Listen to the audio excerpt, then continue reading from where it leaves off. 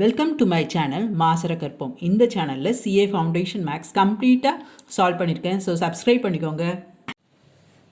அடுத்தது find the points of inflection of the normal curve. f of x is equal to 1 by 4 to root of 2 pi e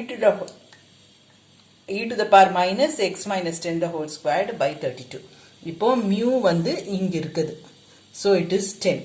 நம்ம சொல்லியிருக்கேன் ஏற்கனவே இங்கிருந்தும் sigma கண்டுபிடிக்கலாம், இங்கிருந்தும் sigma கண்டுபிடிக்கலாம். இப்போ இது ஈஸி, எனக்கு இந்த ஸ்ட்ரக்சரோடையே இது ஒத்து போகுது, இது அதே மாதிரி தான் இருக்கு. ஸோ அப்படியே கம்பேர் பண்ணி பார்த்தோன்னா எனக்கு சிக்மா இஸ் ஈக்குவல் டு 4.